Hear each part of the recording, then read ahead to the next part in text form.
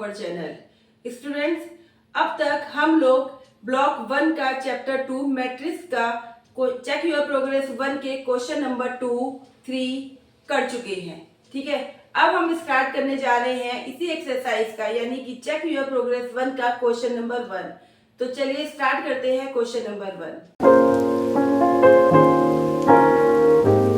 Students, यहाँ पे दे रखा है कि कंस्ट्रक्ट अ 2x2 मैट्रिक्स। ठीक है, आपको 2 रो और 2 कॉलम की एक मैट्रिक्स बनानी है, जिसमें वो कह रहा है कि इस मैट्रिक्स में यानी ए मैट्रिक्स में आपके एलिमेंट क्या होने चाहिए, यानी ए आई जे जो 2x2 के होंगे वो कैसे निकल कर आएंगे, आपको उसकी यहाँ पे इक्वेशन दे रखी है। यानी इस इक्वेशन को सॉल्व करके आपकी वो मैट्रिक्स बनेगी। तो कैसे हम इस इक्वेशन को सॉल्व करते हैं, चलिए स्टार्ट करते हैं। अब क्योंकि क्वेश्चन में बेटा दे रखा है कि आपकी मैट्रिक्स का ऑर्डर क्या है, 2 into 2 यानी 2 रो 2 कॉलम, है ना। तो अब इसका मतलब क्या है कि आपकी जो मैट्रिक्स होगी, मैट्रिक्स में आपका ऑर्डर 2 रो 2 कॉलम का है, यानी कि आपके A11, A12, A21 और A22 ये एलिमेंट निकलेंगे, है ना। ये एलिमेंट निकलेंगे आपके 1 रो 1 कॉलम का, 1 row 2 column, second row first column और सेकंड रो सेकंड कॉलम। ये एलिमेंट इसी लोकेशन की वैल्यू निकलेंगी आपकी। तो चलिए, अब वो कह रहा है कि आपको मैट्रिक्स बनानी है, लेकिन यहाँ पे जो वैल्यूज आएंगी उसको सॉल्व कैसे करना है, आपको इस वाली इक्वेशन में रख के वो वैल्यू सॉल्व करनी है। तो कह रहा है आई जे की वैल्यू यानी ए आई जे यानी A11 आप इसमें रखिए और आपकी वैल्यू निकल कर आ जाएगी। तो सबसे पहले बेटा ए आई जे, अगर मैं यहाँ देखती हूँ तो आई की वैल्यू क्या है 1 और जे की वैल्यू क्या है 1, यानी A11 1/2 दे रखा है आई की वैल्यू कितनी है यहाँ पर 1 प्लस 2 जे की वैल्यू कितनी है 1। ठीक है, यानी आपको ये इक्वेशन दे रखी है, आप जिस लोकेशन को निकालोगे आई और जे की वैल्यूज के अकॉर्डिंग होगी, आपको वो वैल्यू पुट करनी है।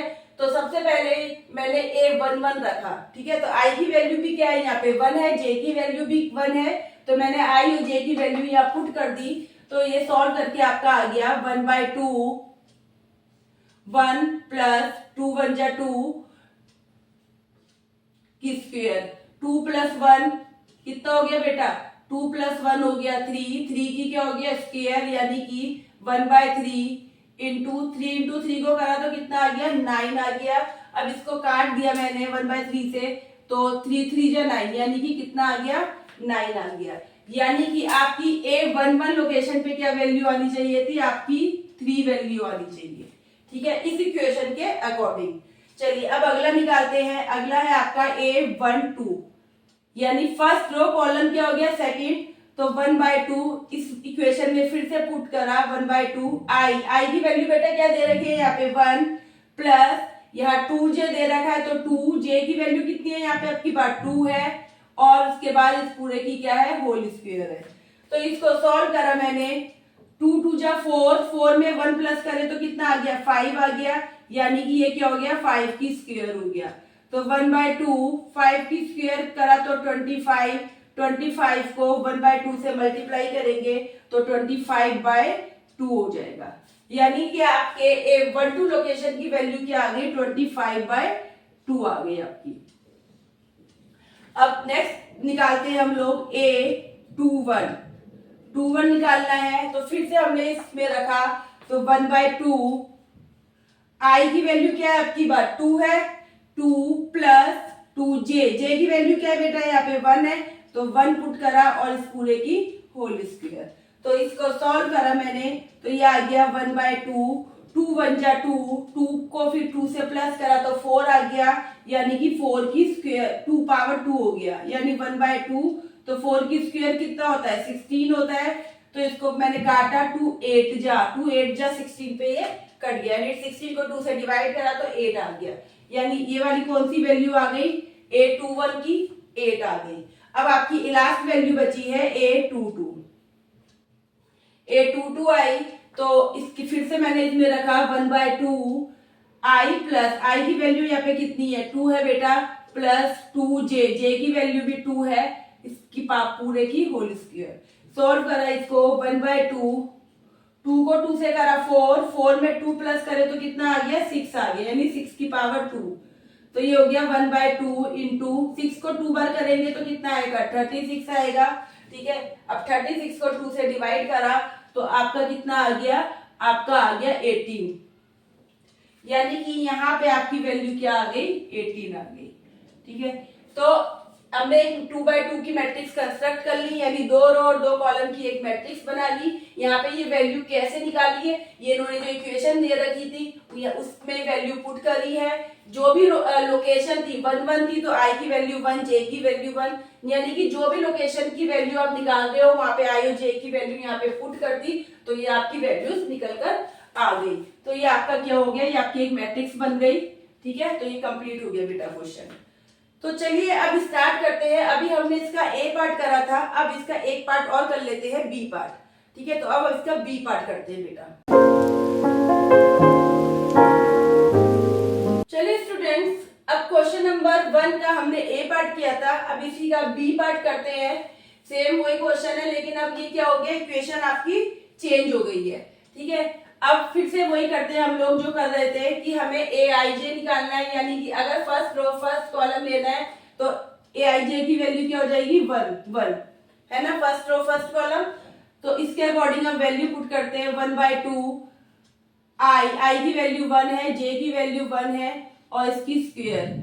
तो बेटा 1 में से 1 गया 0, तो 0 की स्क्वायर करोगे 0 ही रहेगा, 0 को 1/2 से मल्टीप्लाई भी करोगे तो 0 ही रहेगा, यानी कि A11 लोकेशन पे आपकी क्या वैल्यू आ रही है, यानी आप जो मैट्रिक्स बना रहे हो उसमें 2/2 की, उसमें A11 लोकेशन पे आपका 0 निकल कर आया है। चलिए अब नेक्स्ट निकालते हैं A12 1/2 आई की वैल्यू अब क्या है यहाँ पे 1, जे की वैल्यू क्या है 2 की पावर 2। इसको सॉल्व करा तो 1/2 इंटू 2 में से 1 गया बेटा, क्या बचा माइनस का 1 है ना, 2 में से 1 जाएगा 1 बचेगा, लेकिन क्योंकि माइनस की वैल्यू बड़ी है तो माइनस का साइन लगाया। अब इसकी क्या है पावर 2, इसको सॉल्व करा हम लोगों ने 1/2 इंटू -1 को 2 बार मल्टीप्लाई करेंगे तो प्लस हो जाता है। ठीक है, माइनस माइनस प्लस होता है, यानी कि 1/2 को 1 से करा तो 1/2 ही आया, यानी आपकी ए फर्स्ट रो सेकंड कॉलम वाली वैल्यू क्या निकल कर आई है, यहाँ पे 1/2 निकल कर आई है। चलिए अब निकालते हैं A21 की वैल्यू, तो 1/2 आई माइनस जे, आई की वैल्यू क्या है यहाँ पे 2, जे की वैल्यू 1 है की पावर 2। सॉल्व करा इसे बेटा तो 1/2 इंटू 2 में से 1 गया 1 और 1 की पावर क्या हो जाएगा 2, यानी कि ये सॉल्व करके कितना आएगा 1/2 ही आएगा। 1 की स्क्वायर करोगे 1 ही रहेगा, 1 को 1/2 से करा तो 1/2, यानी इसका आंसर क्या आ गया 1/2 आ गया। अब आपका लास्ट बचा है सॉरी बेटा, अब आपका लास्ट बचा है A22। अब A22 1/2 आई माइनस जे, आई की वैल्यू क्या है 2, सॉरी आई की वैल्यू आपकी दे रखी है, आई की क्या वैल्यू दे रखी है 2, जे की वैल्यू भी 2 है, इसकी पावर 2। तो सेम हो गया बेटा, जैसे यहाँ पे 1 - 1 0 हो गया था, या 2 - 2 0, 0 की स्क्वायर करेंगे तो 0 ही रहेगा, 0 को किसी भी नंबर से मल्टीप्लाई करेंगे तब भी 0 ही रहेगा, यानी कि यहाँ पे इसका आंसर आपका क्या आ गया 0। यानी कि अब मैंने एक मैट्रिक्स बनाई है 2/2 की ऑर्डर की, इस इक्वेशन के अकॉर्डिंग 1/2 ब्रैकेट में आई माइनस जे की होल स्क्वायर, तो उसके अकॉर्डिंग मेरा ये आंसर आया, मेरी ये मैट्रिक्स बनी है बेटा। ठीक है, तो आपका यहाँ पे क्वेश्चन नंबर 1 कंप्लीट हो गया। इसके 2 पार्ट थे, मैंने ए और बी मैंने दोनों ही पार्ट आपको करवा दिए हैं। अब चलते हैं क्वेश्चन नंबर 4 के ऊपर। तो बेटा क्वेश्चन नंबर 4 स्टार्ट करने से पहले हम पढ़ लेते हैं कि ट्रांसपोज ऑफ अ मैट्रिक्स क्या होता है। ठीक है, ट्रांसपोज ऑफ अ मैट्रिक्स मतलब होता है इंटरचेंज द रो और कॉलम, यानी कि आपकी कोई मैट्रिक्स दे रखी है, उसमें कुछ रो दे रखी है, कुछ कॉलम दे रखे हैं, अगर आप उनको इंटरचेंज कर देते हो, यानी कि रो को कॉलम बना देते हो और कॉलम को रो बना देते हो, तो वो क्या कहलाता है ट्रांसपोज ऑफ अ मैट्रिक्स।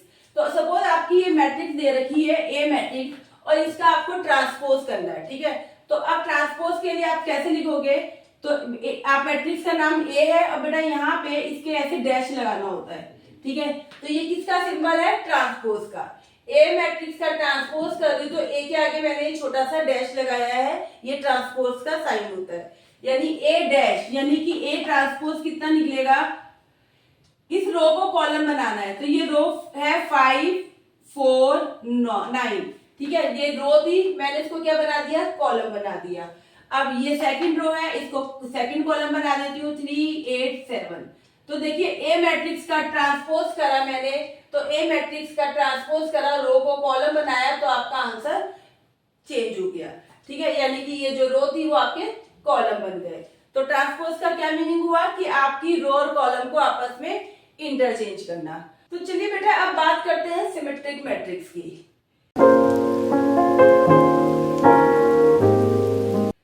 देखिए सिमेट्रिक मैट्रिक्स क्या होती है कि आपको सपोज कोई मैट्रिक्स दी गई है और आपको बोला जाए कि उसका ट्रांसपोज करना है, ठीक है।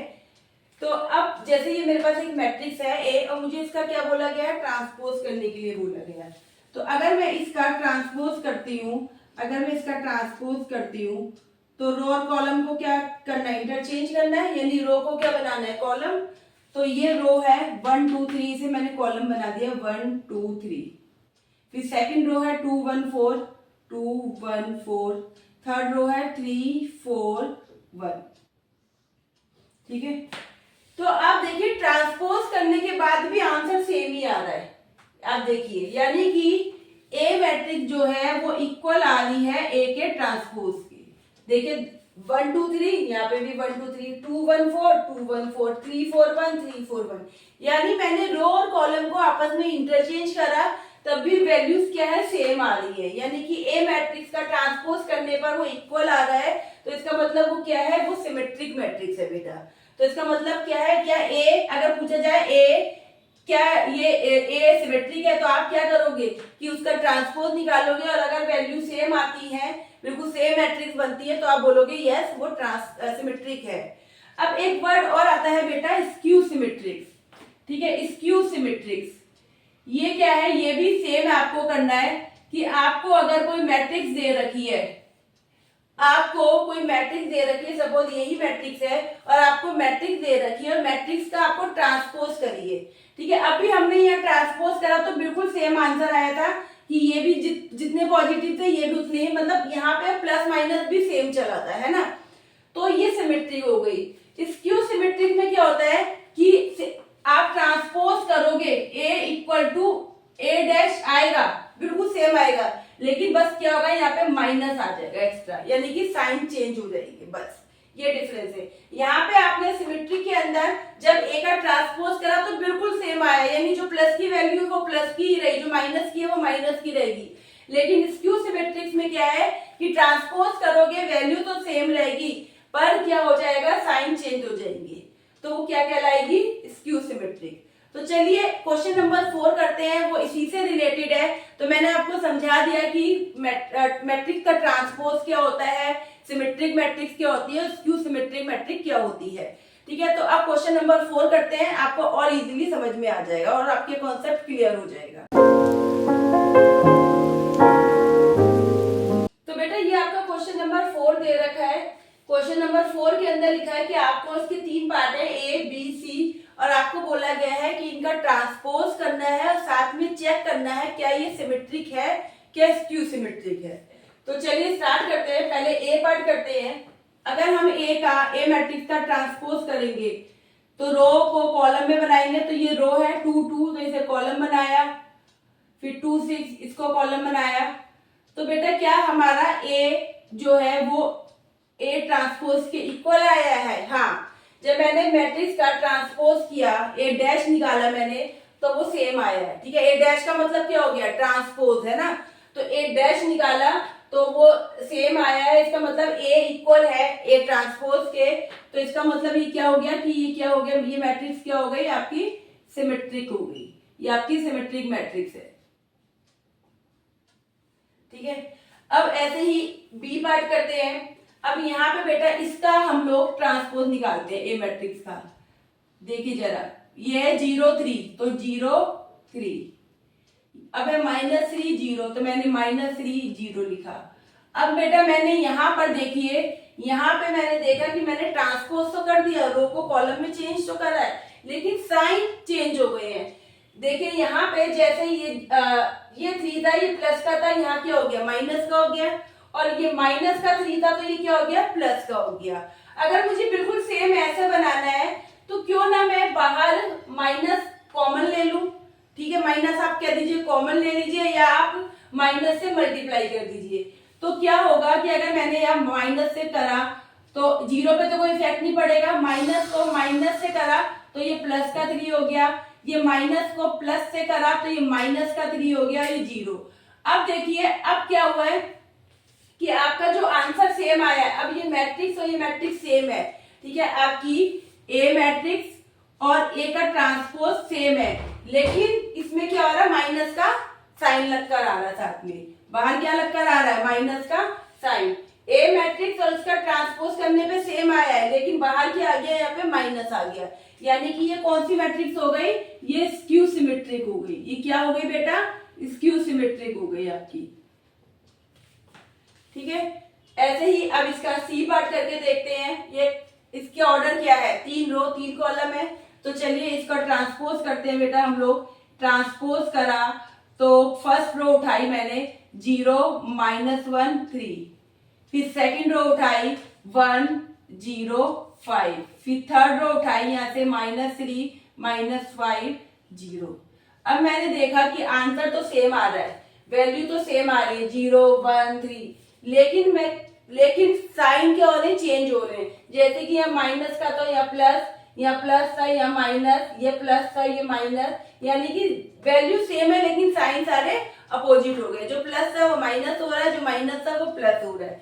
तो मैंने क्या करा, इसको फिर से माइनस से मल्टीप्लाई कर दिया, माइनस से मल्टीप्लाई करा तो माइनस को 0 से करा 0 रहेगा, -1 हो जाएगा, ठीक है, माइनस को -3 से करा तो प्लस के 3 आ गए, ठीक है बेटा।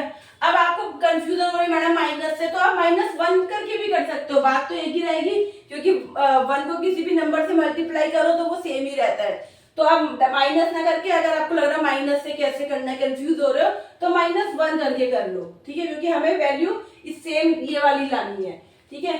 तो आप 1 करके भी कर सकते हो, 1 को बाद में नहीं भी लिखोगे तो चलता है। तो मैंने यहाँ माइनस से मल्टीप्लाई कर दिया, माइनस को -1 से करा तो प्लस के 1 0 5 -3 -5 और 0, है ना, पता ही आपको कि माइनस से मल्टीप्लाई करते हैं तो साइन चेंज हो रहे हैं, ठीक है।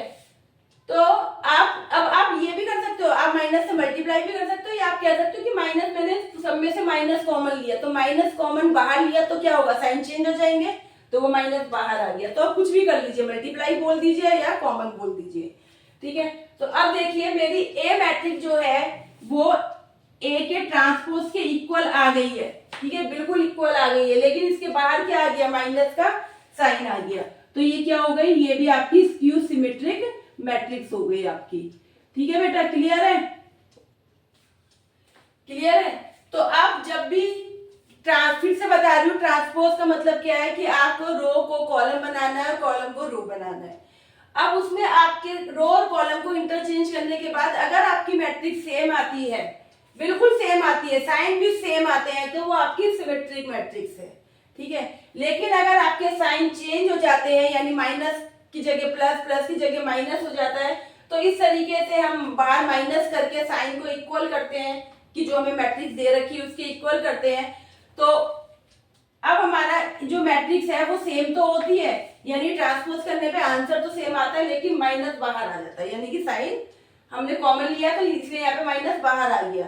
तो ये क्या हो गई, स्क्यू सिमेट्रिक। सेम यहाँ पर भी ये हुआ कि साइन चेंज है तो मैंने बाहर माइनस कर दिया, ठीक है, बाहर माइनस लगाया तो अंदर के साइन चेंज हो गया, तो आपकी मैट्रिक्स सेम आई लेकिन बाहर माइनस का साइन है। तो ये क्या बन गया, आपका स्क्यू सिमेट्रिक बन गया बेटा, ठीक है। तो अब आपका ये चैप्टर यहाँ पे कंप्लीट हुआ, यानी कि चेक योर प्रोग्रेस 1 आपकी यहाँ पे कंप्लीट हो गई है। तो आप लोगों का होमवर्क है कि आप लोग इन्हीं क्वेश्चंस को अच्छे से देखने के बाद एक बार खुद से करके देखें, क्योंकि मैं बेटा पहले भी बोल चुकी हूँ कि आपके इस सब्जेक्ट जो दे रखा है BCS 012 मैथ्स में आपको बाहर से कहीं से पढ़ने की जरूरत नहीं है, बस आप जो बुक्स के क्वेश्चंस है और एग्जाम्पल है उन्हीं को अच्छे से कर लीजिए। पूरा क्वेश्चन पेपर बुक से ही आता है आपकी, तो आप बुक की चेक या प्रोग्रेस जितनी भी आपकी दे रखी है, साथ में एग्जाम्पल, दोनों को इक्वल लेके चलिए, दोनों को करिए, तो आपके बहुत अच्छे मार्क्स आएंगे एग्जाम में। ठीक है, बाहर से कुछ मैथ्स का करने की आपको जरूरत नहीं है। तो आज की वीडियो में इतना ही, फिर मिलेंगे नई वीडियो में एक नई एक्सरसाइज के साथ। तब तक के लिए ta ta, bye bye, see you. लेकिन जाने से पहले हमारी वीडियो को लाइक करें, अपने फ्रेंड्स के साथ शेयर करें और चैनल को सब्सक्राइब करें। Thank you for watching.